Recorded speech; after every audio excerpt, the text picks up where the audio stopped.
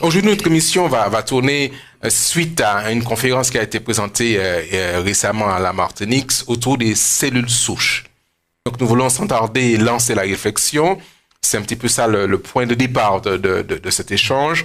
Déjà, professeur, j'aimerais vous demander pour les laïcs que nous sommes, les personnes qui n'ont pas cette formation médicale, qu'est-ce que c'est qu'une cellule souche? Est-ce que vous pourrez nous aider à comprendre? Oui, tout à fait. Quand vous avez été conçu, quand Dieu vous a donné la vie et vos parents l'ont transmise, c'est comme ça que ça s'est passé. Au départ, il y avait deux cellules, celle de votre père, celle de votre mère, qui se sont mises ensemble, qui sont multipliées. On appelle ça des mitoses, des méioses, pour donner un certain nombre de cellules. Et plus les cellules avancent dans le temps, plus elles se différencient. En d'autres termes, au départ, elles sont embryonnaires, c'est-à-dire elles sont totipotentes. Au 7e jour, on ne sait pas ce qu'elles vont donner. Peut-être dans cet amas de cellules, il y en a qui vont donner du cerveau. Vous avez dit au 7e jour? Oui, j'ai fait exprès. C'est à peu près ça. Et d'autres qui vont donner de la peau, d'autres qui vont donner du foie. Mais progressivement, plus le temps avance, l'embryon, le fœtus, et c'est là qu'on va voir à la fin de la période embryonnaire que les tissus vont se différencier en 3 systèmes que vous connaissez bien, l'ectoderme, l'endoderme et le mésoderme, qui vont donner soit de la peau, du système nerveux, soit de l'intestin, du foie, soit du muscle, etc. Donc, si vous voulez, les cellules vont se différencier. Donc, au départ, les cellules sont embryonnaires, et progressivement, donc, elles vont se localiser partout pour former des organes, et en particulier dans un organe de réserve il y a 2 organes de réserve où elles vont se situer. C'est la moelle osseuse, celle qu'on a dans nos os, le fémur, l'humérus, mais également dans le cerveau. Le cerveau est un réservoir également de cellules souches. Donc, il faut savoir que dans votre vie, à votre âge, votre peau a peut-être été renouvelée 25 000 fois. Les cellules de votre cœur ont été renouvelées, sinon on serait mort depuis longtemps. Le cœur se fatigue. Donc vous avez un appareil qui répare sans arrêt, qui met des rustines sans arrêt, qui s'appelle les cellules souches. Donc c'est un réservoir qui va être là pour réparer en permanence nos tissus. Vous savez que nos cellules ont une durée de vie qui est très variable. Par exemple, les cellules intestinales, c'est entre 3 et 5 jours, donc il faut bien les réparer. Ouais. Elles se réparent sur place. Mais également, souvent, elles ont besoin, lorsqu'il y a une maladie particulière, d'avoir un renfort de cellules. Vos globules rouges, ils durent 90 jours. Les cheveux, ça va de 3 mois à 10 ans. Donc, il y a moins besoin de cellules souches. Mais imaginez qu'une pathologie qui soit aiguë, par exemple une fracture de jambe, qu'est-ce qui va se passer? Nous, les médecins, qu'est-ce qu'on fait? On ne guérit personne. Vous vous rendez compte qu'en 35 ans, j'ai jamais guéri personne. J'ai soigné des milliers de personnes, comme vous le disiez. Qu'est-ce qu'on fait, nous? On met simplement quelque chose d'extrêmement rudimentaire, c'est un plâtre. Qu'est-ce qui va faire le travail? Comme vous le disiez tout à l'heure, c'est pas nous, c'est bien le malade qui va se prendre en charge.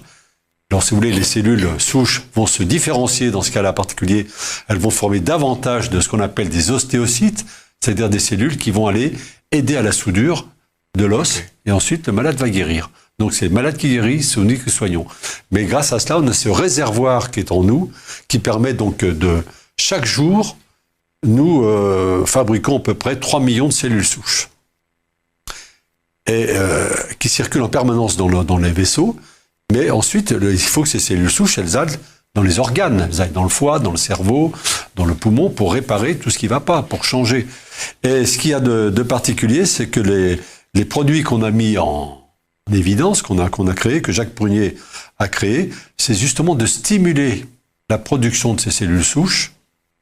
On peut passer de 3 millions à 5 millions de cellules souches par jour. On verra pourquoi, quel est l'intérêt d'augmenter cette production de cellules souches qui sont donc à partir de produits totalement naturels. Mais déjà, docteur, est-ce qu'il est possible de dire que le vieillissement ralentit la production de cellules souches ou même à l'âge avancé, il y a Alors, le vieillissement, c'est un phénomène inéluctable, vous le savez. Donc, il faut reconnaître qu'au bout d'un certain temps, on a, avec l'âge, des cellules qui vieillissent plus rapidement. Parce que vous savez qu'une cellule, quand c'est divisé plus de 20, 30, 40 fois, elle finit par mourir. Ce qu'on appelle l'apoptose. Et les cellules souches, on en a moins également. On est plus vulnérable. À 80 ans, on fait plus facilement une anémie. Pourquoi? Parce que notre réservoir de globules rouges qui est dans la moelle osseuse fonctionne un peu moins bien. Donc, si vous voulez, pour être en meilleure santé, on a toujours intérêt à stimuler ce réservoir qui est inépuisable de cellules souches qui sont dans la moelle et probablement de diminuer les effets du vieillissement. Alors, est-ce qu'il y aurait, je pose la question encore comme un néophyte, des médicaments, comme on dit, qui pourraient nous aider dans ce sens? Où est l'intérêt d'avoir la recherche supplémentaire par rapport à ces cellules que nous avons? Des médicaments, il en existe. Quand vous avez des patients qui sont en chimiothérapie pour des maladies sanguines, hein, qu'est-ce qu'il faut faire? Il faut détruire dans la moelle osseuse toutes ces cellules pathologiques qu'on appelle des blastes. Donc on donne des chimiothérapies, finalement. La chimiothérapie, elle n'est pas si intelligente que ça. Elle va détruire les cellules cancéreuses, mais également les bonnes cellules. Oui. Donc les malades vont se retrouver ce qu'on appelle en aplasie. Donc dans ces cas-là, qu'est-ce qu'on fait? On essaie de relancer la moelle osseuse par des médicaments qui marchent plus ou moins bien. Ou mieux, c'est de faire une greffe de moelle d'un frère, d'une sœur qui soit compatible. Ça. Mais en dehors de ça, on n'a pas de cas précis de médicaments. Donc, le seul médicament qu'on a, c'est son mode de vie, déjà, la façon dont on s'alimente. Et si vraiment le mode de vie, l'alimentation ne suffit pas, il faut passer à ces compléments alimentaires qui permettent donc de stimuler davantage la production de cellules souches dès lors que l'organisme en a besoin. Très bien. Alors, Dr Cano, c'est un thème qui pour nous ici, au moins pour moi, est assez nouveau, la réflexion autour des cellules souches. Est-ce que c'est quelque chose qui est connu? Est-ce que c'est quelque chose dans le milieu, j'allais dire, ici aux Antilles qu'on aborde? Il me semble que c'est quelque chose d'assez récent pour moi, tout au moins.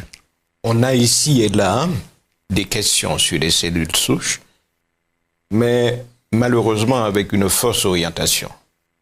Les gens se demandent, docteur, qu'est-ce que tu penses des cellules souches? Est-ce que je pourrais me soigner aux cellules souches?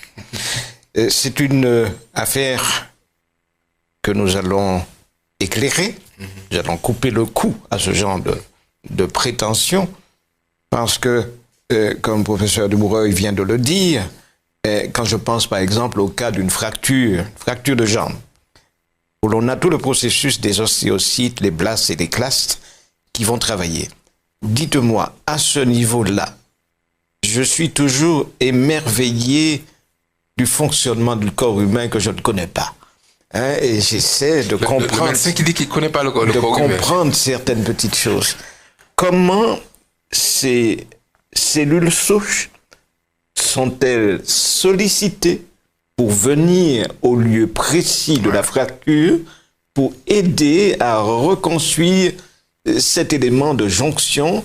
Vous l'avez déjà signalé, notre travail est de placer les rails pour que le train de la guérison puisse y passer. Voilà. Et je ne guéris pas, moi non plus. Cette formule n'est pas de moi, mais je l'ai adoptée dans ma carrière chirurgicale. Monsieur, madame, je mets seulement les rails. D'accord? Et ce train de la guérison, il est déjà en moi. C'est David qui disait...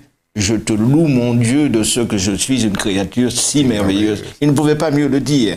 On s'émerveille constamment de voir ce corps capable de se réparer tout seul. Il suffit que je me coupe là pour que le processus de guérison soit déjà en route. Je vous écoute pour me dire exactement... C'est très simple. Dans les mécanismes de réparation, quand un tissu est malade, il émet ce qu'on appelle des messages. Différentes hormones, etc., que les cellules qui circulent dans le sang vont reconnaître, et à ce moment-là, elles vont se diriger là où on leur dit d'aller. C'est tout simple. C'est pas plus compliqué que ça. Excellent. Comme ces petites fourmis qui se rencontrent et qui se transmettent un message. Exactement. Donc, si vous voulez, les cellules souches, elles sont pas intelligentes. Elles vont là où on leur demande d'aller. Elles sont là pour remplacer. Ce sont des fourmis travailleuses qui réparent. Excellent. Alors, on dit parler des cellules souches, il y a deux choses. Nous, ce qu'on fait par des compléments alimentaires, donc c'est éprouvé par des études scientifiques qui sont, dont on peut vous donner d'ailleurs la liste des publications, nous, c'est de stimuler les cellules souches qu'on a dans l'organisme. Alors qu'il y a un autre procédé qui consiste à prendre dans la moelle, les tissus de la moelle, ensuite par des différents procédés de récupérer les cellules souches et de les injecter, par exemple, dans le cœur. On peut injecter des cellules souches dans le cœur pour voir, c'était démontré, la réparation du cœur à la suite d'un infarctus du myocarde. Mais on peut obtenir également, on l'a montré, nous, chez l'animal, que quand vous créez un infarctus artificiellement en mettant un nœud sur une artère coronaire, vous mettez un produit radioactif dans la moelle osseuse, le produit radioactif va se retrouver dans le myocarde, dans le cœur. Ce qui montre bien que les cellules souches, elles se baladent partout, comme on vous disait, mais elles vont être appelées préférentiellement là où il y a du besoin, c'est-à-dire le cœur. Donc là, on a les photos, c'est magnifique. Mais on peut effectivement d'un point de vue, maintenant, on le fera peut-être dans les années suivantes, mais il faut bien distinguer la production naturelle des cellules souches qu'on amplifie du traitement par des cellules souches qu'on va les prélever, que l'on va injecter dans un organe à droite ou à gauche, dans le cerveau. Et ça, l'avenir, il est là aussi. C'est ça, parce que c'est là où il y a parfois une confusion entre cette production, j'allais dire, industrielle presque de la cellule souche par rapport à la développement naturel. Voilà. Exactement.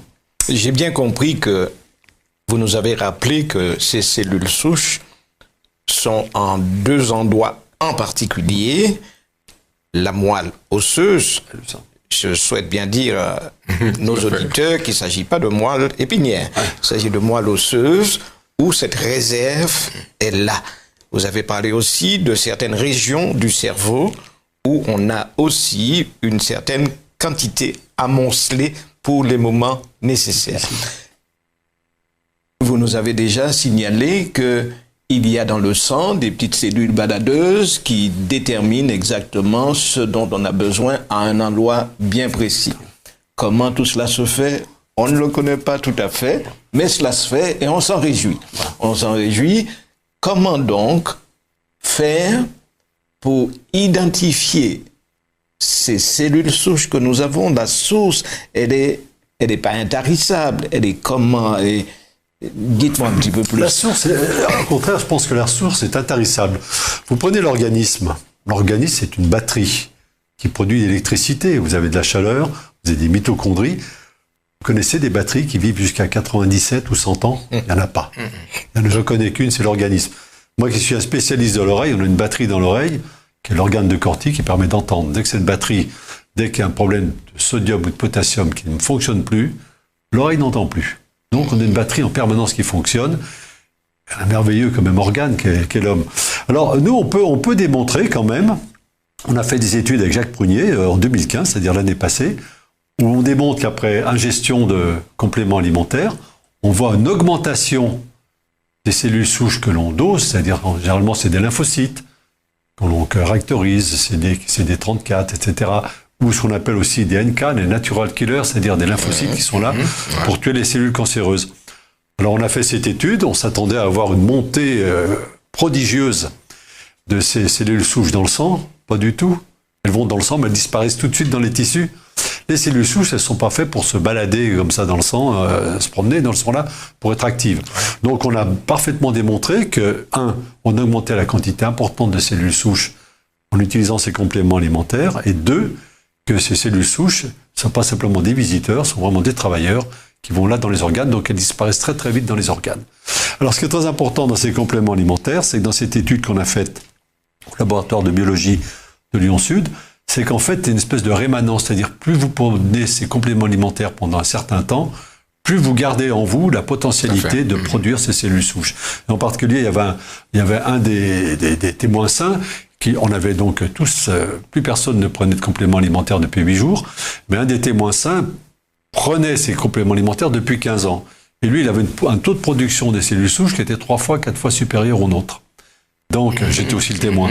Mais évidemment, donc, il est protégé, je dirais, par une production permanente de cellules souches dans sa vie au quotidien.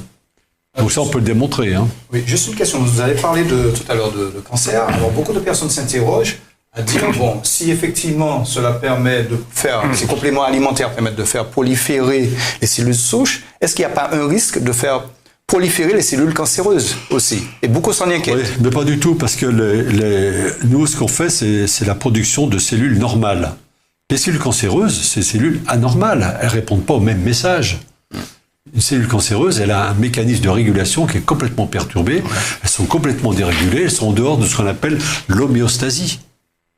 Elles sont complètement... C'est pour ça qu'on donne des chimiothérapies, qu'on fait des radiothérapies, pour essayer de casser ce cycle infernal de la cellule cancéreuse. Non, ce qu'on fait, nous, ça n'a rien à voir. Au contraire, je disais tout à l'heure, on augmente la production des lymphocytes tueurs, ce qu'on appelle des natural killers. Justement, on a tous dans le sang des cellules cancéreuses qui se baladent. Tous. Hein, on avait montré, par exemple, chez les GIs en 1980, quand les Américains étaient au Vietnam, ils avaient fait des autopsies, ils avaient montré que les GI, ces types qui avaient 20 ans, 25 ans, avaient tous des cellules cancéreuses dans la prostate. Et il y en a qui sont morts, bien sûr, mais ce qui montre bien que ceux qui ont vécu jusqu'à 80-90 ans, ils avaient tous potentiellement des cellules cancéreuses, mais le mécanisme de régulation, ce qu'on appelle l'homéostasie, était là pour contrôler tout ça, par nos NK, nos natural killers. Et quand un cancer en paraît, ben c'est justement ce qu'il est en dehors de toute régulation. Toute régulation, c'est bien ce qu'on cherche pour les chimiothérapies, à traiter par d'autres moyens ces tumeurs cancéreuses qui ne relèvent pas de l'homéostasie générale. Donc là, je voudrais rassurer les gens. Le fait, alors on peut même on a même à l'inverse des démonstrations qui vous prouvent que par exemple, on a une histoire d'une patiente qui avait un glioblastome, c'est-à-dire une tumeur maligne du tronc cérébral, que j'ai vu, cette patiente, je l'ai vue il y a 15 jours, 3 semaines à Lyon. Elle a eu de la chimiothérapie, de la radiothérapie, on a fait tout ce qu'il fallait. On a fait, comme on dit, le protocole. La tumeur était toujours là. Elle s'est adressée à un de ses amis qui est professeur à l'université de Lyon, qui m'a contacté. Je lui ai dit, mais qu'est-ce qu'elle a à perdre? Rien.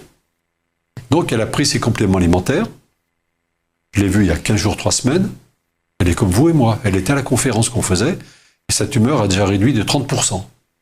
Simplement, probablement, je ne connais pas le mécanisme. Hein. Je ne dirais pas que ces compléments alimentaires, je n'ai jamais dit que ça allait guérir quelqu'un. Mais tout ce qu'on constate, c'est qu'il y a 2 éléments. 1, sa tumeur était évolutive, on ne pouvait plus rien faire. 2, elle prend des compléments alimentaires. 3, la tumeur se réduit. Est-ce qu'il y a un lien de cause à effet? Je n'en sais rien, je ne sais pas le dire aujourd'hui. Je constate simplement que cette malade va mieux. Elle vous parle aujourd'hui, alors qu'elle avait des troubles de parole, des troubles neurologiques. Dans ce cas, j'accroche tout de suite ces compléments alimentaires.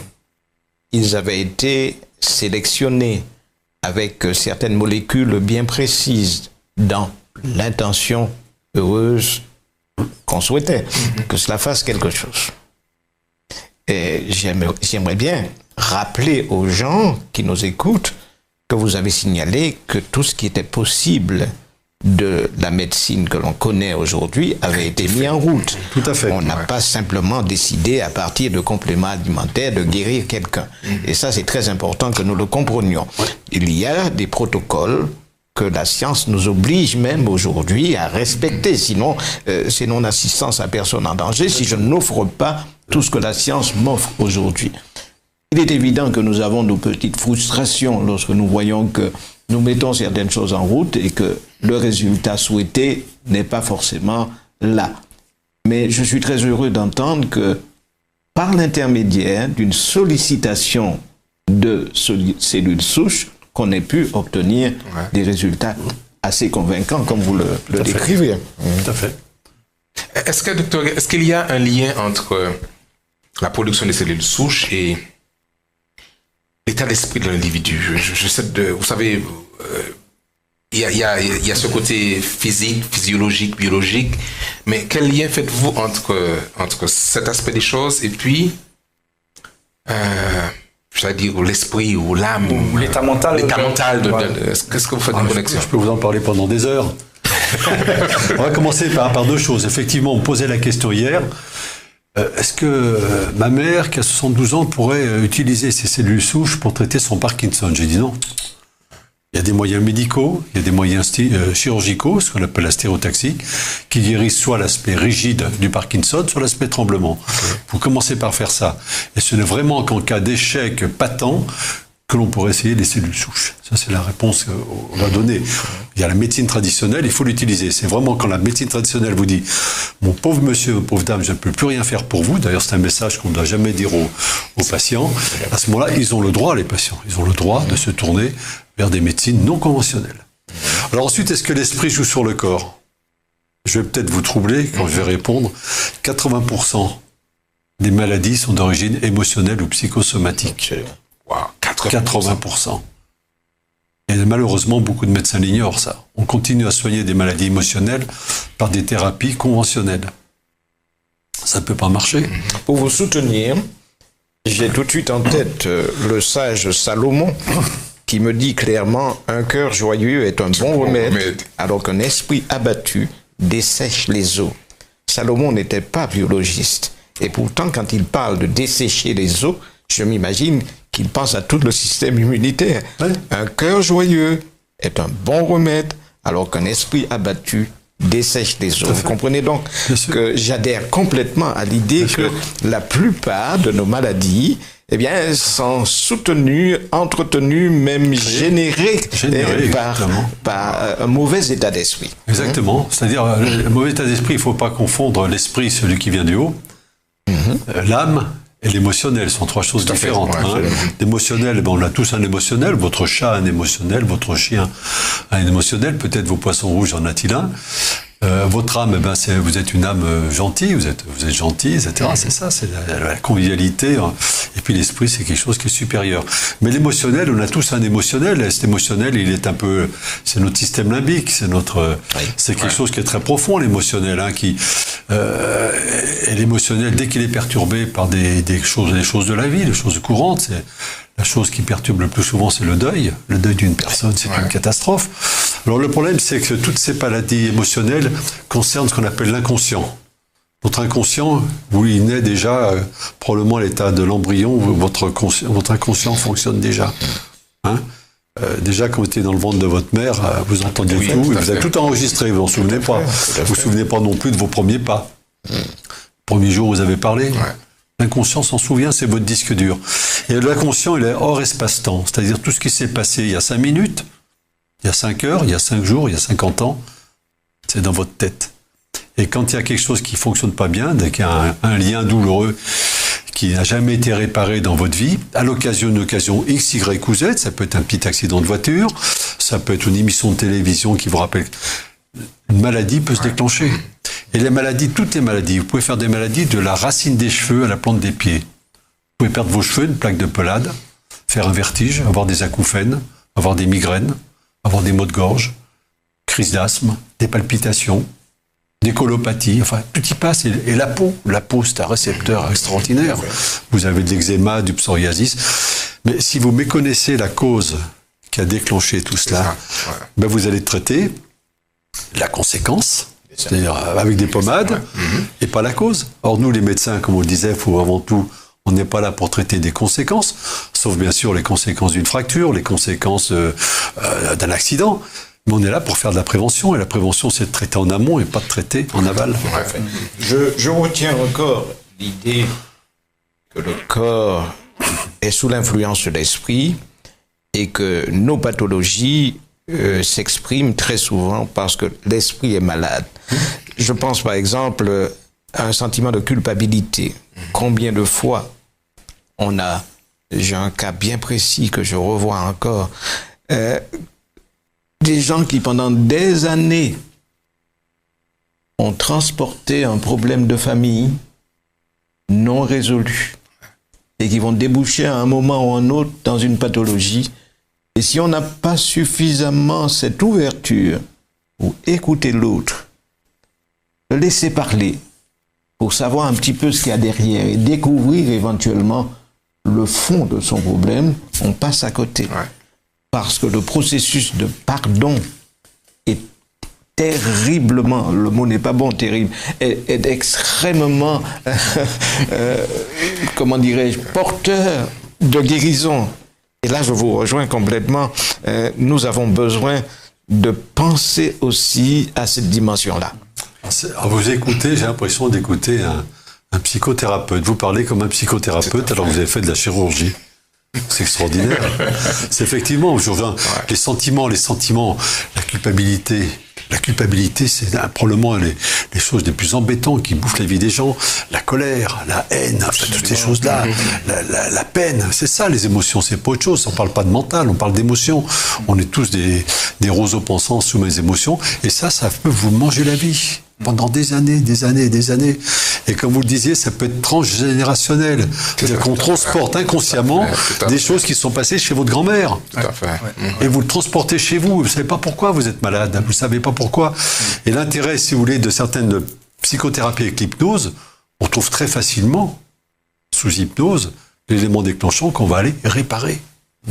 Et les malades guérissent. Donc la pathologie, ce qu'il faut savoir, c'est que la pathologie psychosomatique, moi j'appelle émotionnelle parce que le mot psy, les gens mélangent tout, c'est une pathologie qui est pratiquement pas toujours réversible.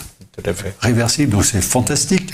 Donc de ne pas soigner un organe, on ne soigne pas une peau, on ne soigne pas un ventre, on soigne un individu, donc c'est holistique.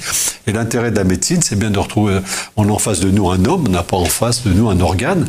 Voire même pire, je vois maintenant, on soigne une radio. Malheureusement. On soigne un examen biologique, par téléphone. Votre sucre est trop haut, il faut prendre tel médicament. Votre radio, il faut vous opérer. Donc, si vous voulez, on est dans un monde qui est devenu de techniciens. Je pense qu'on a perdu un petit peu, là, parce que notre serment d'Hippocrate, c'est s'occuper des hommes et pas s'occuper des organes. Je vous donne tout à fait raison et j'ai l'habitude de Parler comme à ça. mon âge, je peux me le permettre de taquiner mes collègues en leur disant, écoutez, on est devenu tellement spécialiste que je crains que nous ayons bientôt un spécialiste de l'oreille droite et un spécialiste de l'oreille gauche. Tout simplement parce que nous n'avons plus personne pour rassembler le tout. Alors on passe d'un spécialiste à l'autre, mais cessons de lancer des pierres. Nous sommes dans une maison de verre et nous n'allons pas lancer des pierres sur une autre profession. Le processus de la colère, par exemple. On entend dire, par exemple, il a fait un coup de colère et le voilà, il a fait un accident vasculaire cérébral et il n'est déjà plus là. Et les gens oublient que lorsque je me mets en colère, il y a des processus qui sont en route avec la viscosité de mon sang qui va augmenter, avec ma tension artérielle et bien de processus encore différents. Peut-être que vous nous ouvrez un petit peu quelques petits éléments là-dessus. Oui. Alors, il y a deux types de colère. Il y a la colère qui est exprimée. Vous allez la sentir, moi, ma colère. Vous allez m'écouter. Puis la colère qui est rentrée. Celle-là qui n'est pas exprimée. C'est pour le moment celle-là la plus mauvaise. Parce que c'est là que les gens font les accidents vasculaires cérébraux. Les colères rentrées, ça c'est pire. Alors bien sûr, on a montré d'ailleurs, puisqu'on est là pour parler des cellules souches, que certaines personnes qui avaient fait des accidents vasculaires cérébraux récupéraient bien plus vite avec des compléments alimentaires qui contiennent le produit pour lequel on est là, c'est-à-dire l'apha-isoménon, qui est une algue spécifique qu'on trouve qu'en une seule région du monde, qui est douée de certaines propriétés, de multiples propriétés, en dehors des cellules souches, qui agissent sur l'humeur, en agissant sur la sécrétion de dopamine, et qui est un anti-inflammatoire. Donc c'est une algue qui a à peu près 130 composants, mais là, ce qui nous intéresse le plus, c'est l'action stimulée des cellules souches, action anti-inflammatoire, sécrétion de dopamine, qui rend heureux, quoi. La dopamine, c'est ce qui fait sourire. Et justement, en parlant de dopamine, est-ce que vous avez pu mettre en corrélation l'état mental, puisqu'on parlait de ça, avec la production de cellules souches? Est-ce qu'on peut, même en plus, amplifier peut-être, je dirais, la prise de compléments alimentaires? Et puis deuxièmement, je rajouterai à ma question. Alors c'est vrai, on parle de certaines maladies, bon, bien que ça touche de plus en plus de jeunes, on parle de diabète, cholestérol et autres, bon, tout ce qu'on veut. Mais est-ce que moi qui ai 20 ans, est-ce que ça va m'apporter quelque chose? Parce que bon, vous dites qu'à un certain âge, il y a une réduction de la production des cellules souches. Est-ce qu'à 20 ans, je peux être intéressé? Par exemple, je suis au lycée. Peut-être que, est-ce que ça peut m'aider dans ma réflexion scolaire, etc. Alors là, lorsque vous prenez des médicaments que vous n'êtes pas malade, ça sert à rien. Vous perdez votre temps. Je prends des compléments alimentaires. Moi, ça me fait rien. J'ai l'impression d'être en bonne santé. Mais je suis peut-être en meilleure santé que si je n'en prenais pas. Ça agit aussi sur le moral. Moi, j'ai l'impression que je fais pas la gueule aujourd'hui. Je souris. Il sourit aussi, donc il doit en prendre.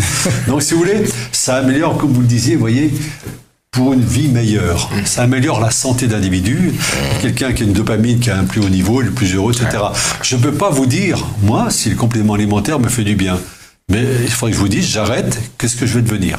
Voilà. Donc ensuite, quand on vend des compléments alimentaires, on ne vend pas des médicaments, donc on n'est pas là pour faire des études à droite à gauche.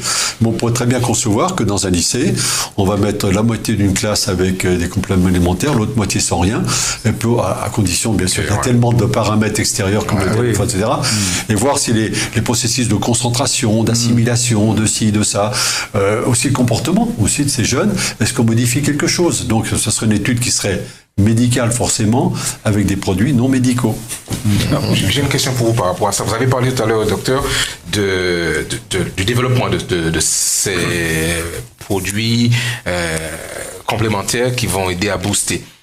Dans la recherche, quelles sont les sources qui vont nous aider à produire plus de cellules souches? Vous avez parlé d'une algue. Est-ce qu'il y a d'autres sources de produits naturels qui pourraient être... Il n'y a pas que l'algue, il y en a d'autres, mais celle que l'on connaît le mieux et celle qu'on utilise, c'est celle qui est la plus puissante. C'est l'apha-isoménon qui est ramassé. Apha-isoménon. Floss aquae. Le terme exact. Un nom très long. Le nom est très long. On dit AFA. Ouais. AFA. On la récolte que dans un seul lac Klamath, qui est dans l'Oregon. C'est un lac Klamath qui est, il faut bien connaître, qui est nourri par des résurgences d'eau, mais qui viennent d'un lac qui est beaucoup plus haut, qu'on appelle le Crater Lake, qui est un lac volcanique, donc en fait, qui est situé des dizaines de kilomètres sous les. Ce lac est nourri, la hauteur d'eau n'est pas très importante, c'est 1,50 m, il fait 40 km de long, 1 à 8 km de large. Il est nourri uniquement par des résurgences, c'est-à-dire que l'eau qui vient nourrir ces algues, c'est une eau que vous connaissez ici, c'est une eau volcanique, qui est pleine de minéraux qu'on ne trouve pas ailleurs. Donc la particularité, c'est d'être un lac qui est à 1500 mètres d'altitude. Cette algue, elle est la seule qu'on trouve au monde, dans cet état-là. J'entends bien, parce que des algues, il y en a d'autres. Donc elle est parfaitement... elle a je vous dis, elle est composée d'à peu près 130 éléments. Elle est pratiquement unique en son genre, puisqu'elle est récoltée uniquement à cet endroit-là. Okay. Et c'est elle qui a toutes ses propriétés sur les cellules souches, anti-inflammatoires, la production de dopamine, puis ensuite le reste des 130 éléments, il y a des minéraux, etc., qu'on ne peut pas assimiler, nous. Les minéraux, on ne les assimile pas. Quand vous mangez de la salade, vous mangez les minéraux que la salade a pompés dans le sol. Donc l'algue, en particulier, a aussi des tas de minéraux indispensables à l'organisme. Mais ces effets un peu secondaires, je parle surtout des effets principaux que l'on trouve dans l'algue. Donc c'est un produit qui est complet, qui a tout. Des tas de nutriments, 130 nutriments dans cette algue. Il y a un élément que j'aimerais encore vous entendre exprimer. Le système immunitaire, ces petits soldats qui sont en nous par milliards et qui sont censés nous défendre contre des agents extérieurs, sont-ils aidés aussi par les cellules souches et comment tout cela se fait, en souhaitant que nos téléspectateurs n'oublient pas que c'est multifactoriel. Nous parlons aujourd'hui de cellules souches, mais nos téléspectateurs n'oublient pas que nous leur rappelons qu'il est nécessaire que tous les éléments qui constituent une hygiène de vie adaptée sont indispensables. À quoi me servirait-il d'avoir une nutrition convenable si j'étais toute la journée couché sur mon sofa, n'ayant que cet exercice physique? Vous voyez ce que je veux dire? Et là, il y a nécessité que nous remettions cela à sa place, cellules souches, mais, chers amis, nous ne sommes pas là pour vous dire que vous avez un infarctus du myocarde, le patch est déjà préparé par les cellules souches qui viendront tout de suite réparer la brèche qui a été faite dans le ventricule. Ça ne veut pas dire que vous ne risquez plus de mourir, n'est-ce pas? Il y a nécessité de réajuster un petit peu tout ça. Alors, l'état immunitaire d'un individu, c'est la sécrétion de cellules souches. En particulier, celle qui nous intéresse, nous, c'est les lymphocytes, qui interviennent dans la défense immunitaire, les macrophages. Mais c'est bien de stimuler les cellules souches, mais pourquoi il y a un déficit immunitaire? Souvent, vous faites un déficit immunitaire parce que vous avez une maladie. Par exemple, on connaît très bien le zona, qui va précéder de 1 mois, 2 mois, 3 mois l'apparition d'un cancer. Pourquoi est-ce que les défenses immunitaires sont basses? On voit des tas de gens dans la vie qui font des poussées d'herpès dès lors qu'ils vont pas bien dans leur tête. Baisse des défenses immunitaires, donc la baisse de défense, elle est aussi bio. Vous avez un couple de personnes âgées, il y en a un qui meurt. Vous pouvez être sûr que dans beaucoup de cas, le conjoint survivant va décéder dans les 6 mois d'un cancer. Il va baisser complètement ses défenses immunitaires par la tristesse, par ses émotions. Donc, si vous voulez, avant de dire on va prendre des cellules souches, c'est très bien, les cellules souches pour les stimuler, mais savoir pourquoi il y a une baisse des défenses immunitaires. Donc, le médecin est là toujours pour se poser les questions.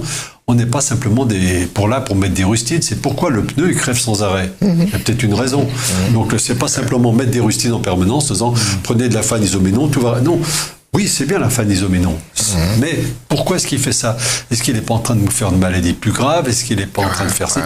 Donc, le médecin doit sans arrêt être en éveil pour se dire pourquoi fait-il ça? Mais très souvent, les baisses de défense immunitaire, c'est d'origine émotionnelle. Très souvent. L'herpès, par exemple, c'est très fréquent. L'herpès, quand vous prenez l'herpès chez la femme qui a ses règles, une espèce de baisse des défenses immunitaires, elle fait une poussée d'herpès, elle fait une poussée de migraine, etc. Parce que les mécanismes de défense sont un peu dépassés. Et puis ça repart. Vous voyez, c'est un peu fluctuant. C'est jamais définitif. Donc, si vous voulez, il y a l'aspect primum movens, qu'est-ce qui a déclenché? Il faut de temps en temps se poser des questions. Et si c'est que des questions psychologiques, bon, on essaie de les régler. Parfois, on n'arrive pas à tout régler. En ce moment-là, rien n'empêche aux gens, pour éviter de s'enrhumer en permanence, de faire des rhinopharyngites, des rhinosinusites en permanence. Là, on peut donner des extraits d'infamisominons qui permettront de stimuler. Et en particulier, c'est vrai chez les enfants, hein, chez les enfants qui font des rhinopharyngites à répétition. Vous savez, il y a des publicités à la télévision il y a 15 ans, on disait les antibiotiques, c'est pas automatique. Si, un peu. Donc, si vous voulez, c'est des enfants à qui vous donnez des antibiotiques dès qu'il y a 39 de fièvre pour essayer de traiter une rhinopharyngite qui est virale. Ça ne marchera jamais, on le sait bien. Malheureusement, vous détruisez toute la flore digestive. Comme on le dit souvent, l'intestin, c'est le deuxième cerveau. Pourquoi? Il y a tout le système immunitaire, ce qu'on appelle le système MALT, qui est là-dedans. Et à chaque fois, vous lessivez le tube digestif avec des antibiotiques. Donc, il serait peut-être mieux quand il y a la première rhinopharyngite, je veux bien, mais la deuxième, la troisième, se poser la question en disant, est-ce qu'on ne pourrait pas stimuler le système immunitaire? Alors, avant de connaître les stimulants des cellules souches, qu'est-ce que je proposais aux gens? Moi, tout simplement, je n'y connais pas grand-chose, c'était de leur dire, faites de l'homéopathie. L'homéopathie va certainement stimuler votre défense immunitaire, mais je ne savais pas par quel mécanisme. Maintenant, je peux expliquer aux gens, je peux stimuler vos défenses immunitaires par tel mécanisme, par les cellules souches. Ce n'est certainement pas à vous que je vais rappeler que dans le cas des rhinopharyngites chez l'enfant, on a décrit que le lait de vache pourrait être un élément qui, comment dirais-je, facilite ou entretient.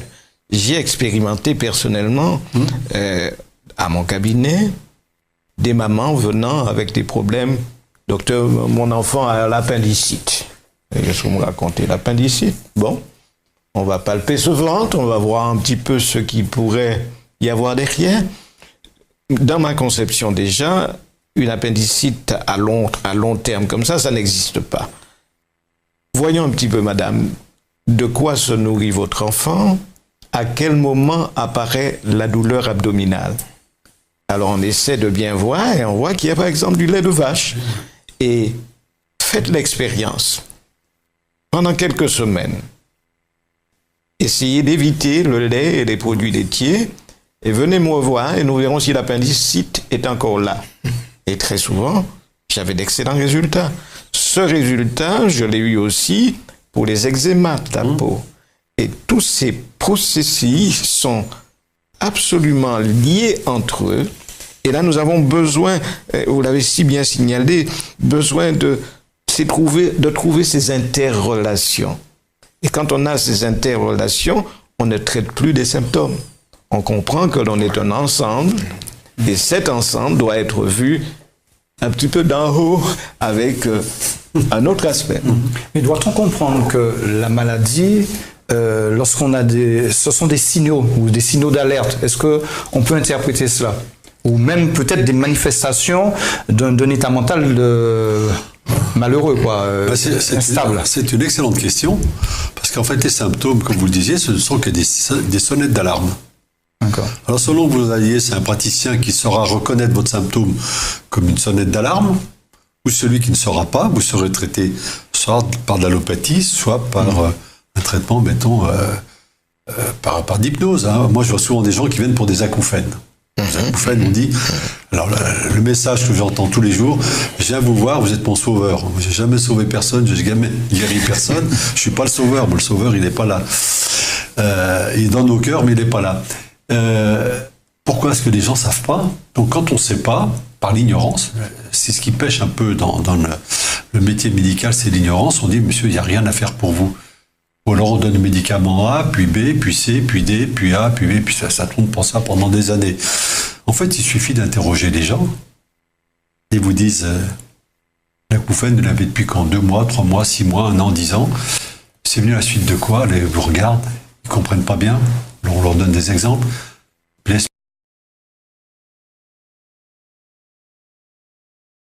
mettent à pleurer, parce qu'on a mis le doigt où il fallait pas, je ne sais pas, comme vous voulez. Et l'acouphène est venu à la suite d'un drame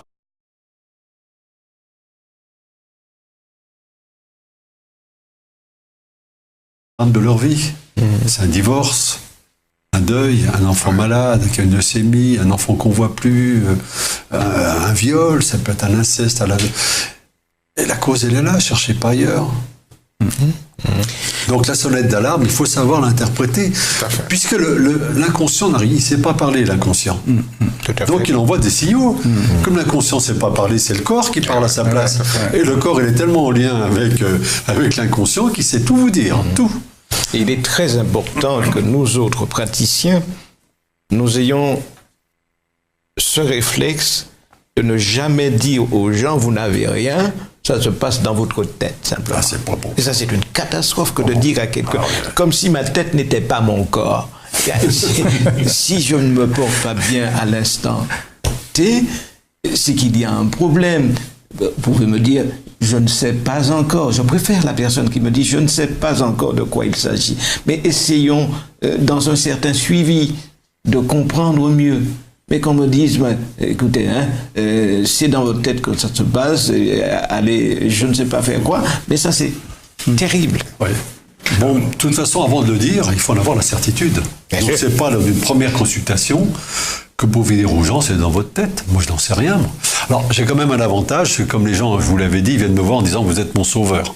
Donc, ils ont une pile d'examens comme ça, de radios qui ont été faites 50 fois. Généralement, les radios sont normales, je les regarde, elles sont normales. À ce moment-là, je peux discuter, je peux rentrer dans le vif du sujet et leur parler de leur vie avec un grand V. Absolument. Parce que là, mais on n'a pas le droit, effectivement, en première intention, de dire c'est dans la tête. Moi, je veux avoir la certitude. Et la certitude, malheureusement, la certitude, c'est qu'on croit que ce qu'on voit. Hein, et moi, je ne vois que ce que je crois. C'est tout à fait différent. Chers amis, nous sommes presque à la fin de notre émission. Ouais. 7 à 7, nous voulons parler de bien-être, de la santé. Merci encore d'avoir accepté d'être avec nous sur ce plateau. Avant de mettre un point à cet échange, je voulais me tourner peut-être vers Monsieur Bellogan. Vous avez été un petit peu celui qui avait favorisé la venue de Dr Dubois ici aux Antilles françaises. Mais vous êtes, il me semble, de ceux qui avaient découvert pour nous, Homo aux Antilles, ce produit. Dites-moi pour vous, comme un témoignage, comment ça vous a affecté, vous? Eh bien, tout simplement, c'est que y a une chose que je m'apprêtais à dire. Alors, c'est vrai, on a parlé beaucoup des praticiens et de leur rôle, mais je me dis, quel est le rôle du patient dans tout ça? Et dans ma démarche personnelle, il s'est agi de prendre moi-même en compte ma santé, quoi. Je deviens l'acteur de ma santé. C'est-à-dire que j'ai des professionnels de santé, comme pour ma voiture. C'est pas mon mécano qui va conduire ma voiture, d'accord? J'ai besoin d'aller d'un point A à un point B. Mon mécano n'est pas là. J'ai passé un permis, j'ai un ensemble de savoirs. Maintenant, j'ai un problème pour aller du point A au point B en utilisant ma voiture. À ce moment-là, je m'adresse à mon mécano et je dis, écoute, je veux aller du point A au point B, je n'arrive pas. Qu'est-ce qu'on peut faire? D'accord? Et à ce moment-là, on parlait de rail tout à l'heure, et j'ai bien aimé l'expression. Eh bien, je vais utiliser les services de ces hommes qui étudient énormément et leur demander, bon, écoutez, qu'est-ce que vous pouvez faire qu'est-ce que vous pouvez m'apporter comme aide pour pouvoir aller du point A au point B plus facilement. Okay. Et c'est dans cette démarche que je suis, et c'est pour cela que, comme je disais en aparté avant le début de cette émission, que j'ai beaucoup aimé la démarche du professeur Dubreuil, de Jacques également, à ce niveau, parce qu'en fait, ils se placent pas comme des scientifiques qui savent tout faire, etc., mais qui sont là comme une aide. Et au niveau du produit, ce que ça m'a apporté un bien-être. Alors, très souvent, j'étais en France la semaine dernière et le patron de la société avec qui j'étais me dit, je lui dis que j'ai 51 ans. Il me dit, ah bon? Je dis, oui. Il me dit, alors là, c'est incroyable. Je vous donnerai 10 ans de moins. Alors, je lui ai dit, mais vous risquez d'avoir un problème encore parce que l'année prochaine, quand vous allez me voir, je serai encore plus jeune. Là, il a éclaté de rire. Il m'a dit, il faut que vous me donniez le secret. Alors, donc, j'ai un peu parlé de la fac que je prenais et effectivement, alors, je donne mon expérience, parce que pour chacun, elle est différente, et comme on disait tout à l'heure, ce n'est pas un médicament, c'est pas ça. Mais je dis ce que ma famille l'utilise, moi-même je l'utilise et je peux vous dire que avoir une grippe, je connais pas ça. Restons un petit peu sur l'AFA. Et l'oméga, non pas l'oméga. L'AFA, ce serait l'AFA-niazoménone. Ça serait? Cette algue en question. Oui, cette algue que je prends, que je consomme depuis plus d'1 an. Et c'est vrai, alors j'ai un rythme de vie assez soutenu. Par exemple, c'est pas à faire, hein, je déconseille franchement aux téléspectateurs de ne pas faire. Mais il est vrai que j'ai tenu 1 mois et demi en faisant 2 heures, 3 heures tout le matin. 3 heures de soins par jour. Wow. Parce que j'avais des projets à terminer. En fin d'année, les entreprises me donnent le truc. On ne parle même pas ici. Voilà. C'est pourquoi je dis c'est pas à suivre. Ce n'est pas à suivre. Mais en tout cas, ce que je peux dire, ça donne une faculté de récupération qui est incroyable. Mais ce n'est pas à faire. Hein. Ça, c'était un coup de pression que j'avais. Il fallait bien que un coup d'intempérance. Voilà, c'était une intempérance, je dirais, contrôlée, mais à ne pas faire. Mais sincèrement, je suis satisfait pour répondre à la question. Et j'invite, je ne dirais pas qu'il y a de miracle, mais qu'est-ce que ça me coûte de tester, de voir, et voilà. Alors donc, dernière petite chose que je dirais, donc très souvent on prend des compléments alimentaires, on prend 1 mois et puis on dit bon ça n'a pas fait rien, ou ça n'a rien fait pour moi. Mais il faut prendre au minimum pendant 3 mois, quel que soit le complément alimentaire. Au minimum pendant 3 mois. Et comme disait le professeur Dubreuil, des fois je m'attends à ce que ça fasse cela, mais le corps est très intelligent. Parce qu'on dit bon j'ai la tâche là, je veux que ça parte, mais il va agir ailleurs et en ayant réglé des problèmes par la suite. Ça va disparaître. Voilà. Il est très important que nous rappelions aux gens que les compléments alimentaires, ce n'est pas la solution miracle à leurs problèmes. Tout à fait. Je reviens encore là-dessus. Tout à fait. Une alimentation suffisamment équilibrée dans sa variété, avec un V qui va depuis le sol jusqu'au... Ah, c'est trop bas ici. Qui va encore beaucoup plus haut. Je dis... Avec une grande variété, je trouve les nutriments nécessaires dans différents aliments. La qualité doit aussi être là, et puis en plus, la quantité. Et quand on a tout cela bien équilibré, j'ai rencontré des gens qui me disent qu'ils font des traites pour se payer des compléments alimentaires. Là, ça devient excessif. Là, ça devient excessif parce qu'on a mis tout son espoir. C'est la nature humaine. On va venir me dire, docteur, je parle un petit peu le langage du pays, docteur, donne-moi un petit remède. Donne-moi un petit remède, un petit comprimé. Alors, mais prenons le temps de parler pour essayer de comprendre de quoi il s'agit. J'aimerais de préférence que tu te prennes en main. Tout à fait. Tu as un problème d'hypertension artérielle? Eh bien, que tu saches que marcher, par exemple, tous les jours, cela te fera du bien. Quand bien même dehors, ça fifinerait, tu te lèves et tu mets tes chaussures. Traduis le fifinerie. C'est la petite pluie qui tombe tout doucement là. Tu sors quand même et tu te dis, comme quelqu'un a dit avant moi, il n'y a pas de mauvais temps, il n'y a que des habits mal adaptés. Tout à fait. Donc tu sors quand même et tu te dis que ça aura un effet bienfaisant sur ma santé, bienfaisant sur ma tension artérielle. Je dis la même chose aux diabétiques, mais on n'aime pas faire l'effort. On veut le petit remède. Facilité. Dans ma pratique, en terre de mission, c'était encore pire. C'est pas le petit comprimé qu'il faut, c'est la piqûre qu'il faut. Les gens voulaient de la piqûre. Ben, qu'est-ce que tu me donnes là? Simplement un petit comprimé, c'est pas suffisant. Il faut que ça pique. Et là, on se sent bien. Le ciclage, voilà.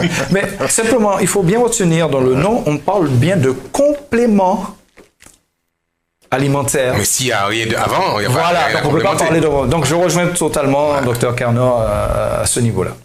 En matière d'espérance de vie, est-ce qu'on peut parler d'un lien éventuel entre un corps qui fonctionne bien avec, par exemple, le développement des cellules souches et l'espérance de vie? Est-ce qu'il y aurait éventuellement... Vous savez qu'il existe une différence d'espérance de vie entre l'homme, celui qui a travaillé, l'ouvrier et le cadre. Alors bien sûr, quelles sont les conditions? Mais il a travaillé dans des conditions différentes. Il a peut-être respiré des métaux lourds, travaillé dans la poussière, etc. Et nous, l'intérêt des algues, c'est de détoxifier aussi l'organisme, de chélater tout ce qu'on appelle les métaux lourds, le mercure, etc., le zinc, tout ce qu'on parle zinc, qu'on a dans l'organisme. Et probablement qu'on arriverait à avoir un équilibre, c'est-à-dire que les gens vivent tous à peu près le même âge. Donc là, j'écoutais ce matin à la télévision, il y a encore 7 ans de différence de vie entre un ouvrier et un cadre. Alors il disait que c'était lié aux conditions de travail. Donc les conditions de travail sont pathologiques. Elles sont pathologiques pour différentes raisons. Travail de force, l'intoxication par des métaux lourds, etc. Et je pense que là, la bonne hygiène de vie, mais ça, le travail c'est une chose, mais après la bonne hygiène de vie quand on est à la maison, marcher, faire du sport, pas trop manger n'importe quoi, et peut-être, je dis bien peut-être que les cellules souches permettraient de nettoyer un peu nos cellules, les détoxifier pour que les gens soient en meilleure santé. C'est une piste, mais là je peux pas avancer là-dessus. Intéressant, j'aimerais bien entendre de votre part. Il est évident que longévité répond essentiellement à deux dynamiques. D'un côté, les gènes que j'ai reçus, et de l'autre côté, mon hygiène de vie. Et il semblerait, d'après les différentes études qui sont présentées, que l'hygiène de vie serait encore plus importante que ma génétique. Ma génétique n'interviendrait que pour un tout petit pourcentage, alors que la façon dont je vis, ce qui a été prouvé avec des jumeaux et bien d'autres expériences encore. Pourquoi vous ne nous diriez pas un petit mot sur, sur tout cela? Il faut parler de la génétique et de l'épigénétique. Et de l'épigénétique. Donc la génétique, c'est nos chromosomes, c'est nos gènes, effectivement, ils interviennent pour 10 ou 20%, mais la façon dont on a été nourri au sein, la façon dont on a été élevé, on était petit, la façon dont on a été éduqué à l'école, la façon dont on a fait nos études, la façon dont on s'alimente, modifie totalement. Hein. Mais l'histoire des jumeaux dont vous parlez, deux jumeaux, l'un en Europe, l'autre aux États-Unis, ils n'ont plus de contact. Il y a quand même l'épigénétique et aussi de l'inconscient collectif, parce que c'est l'histoire de deux jumeaux, il y en a un qui est gros, l'autre qui l'est pas, celui qui est aux États-Unis est gros. Ils ont épousé une femme qui a le même prénom, ils ont la même voiture, etc. Donc, au-dessus de l'épigénétique, il y a aussi l'inconscient collectif qui joue. Mais l'épigénétique, vous avez tout à fait raison, modifie complètement, c'est-à-dire, nos chromosomes, ils vont pas changer du début à la fin de notre vie. Ce qui va changer, c'est tout le reste. Et en particulier, une grande partie, c'est la façon dont on vit, la façon dont on vit notre vie, jouir de la vie qui nous est donnée. Disait Dieu, jouir de la vie qui nous est donnée, mais dans le bon sens. Quand vous disiez, par exemple, que nous avons tous de petites cellules cancéreuses qui circulent dans le corps, ça pourrait faire peur.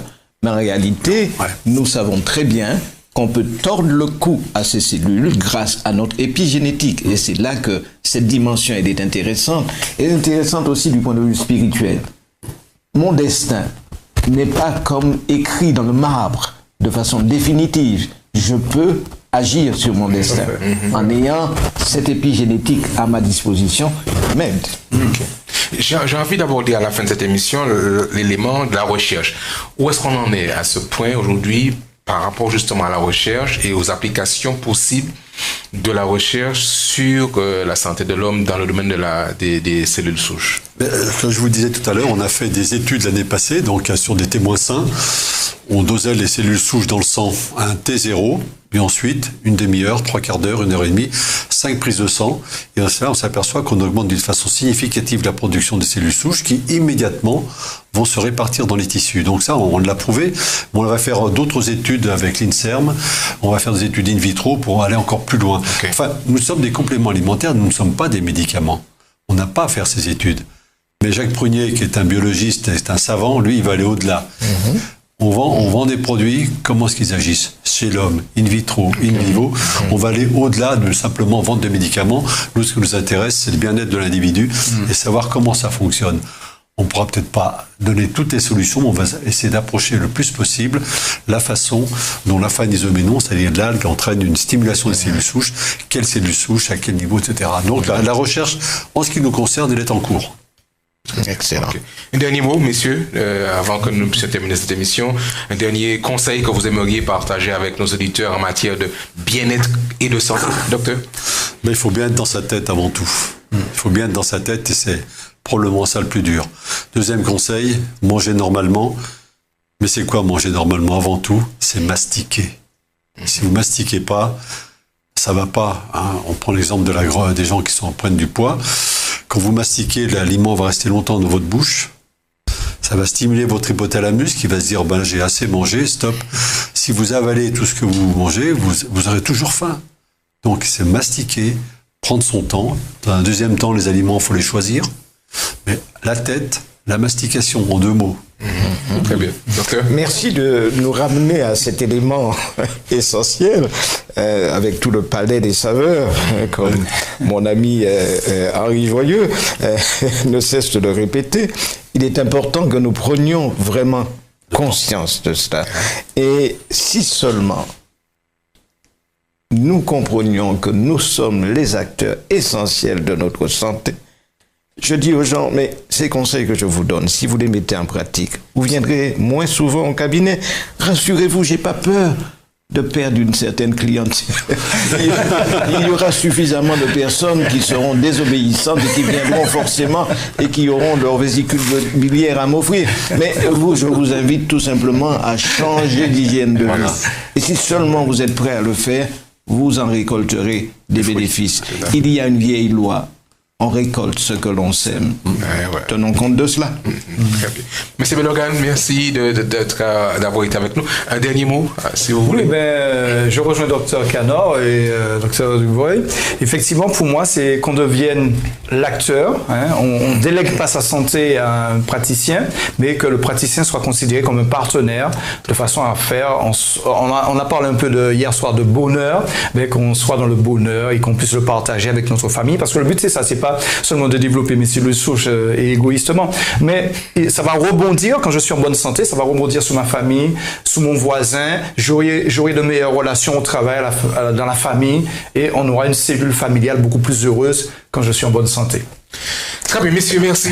Merci d'avoir participé avec nous à cette émission. Nous souhaitons à nos auditeurs d'être en bonne santé. L'émission 7 à 77 ans, c'est l'émission qui veut développer le bien-être et la santé sur Espérance TV. Merci encore et à très bientôt. Merci.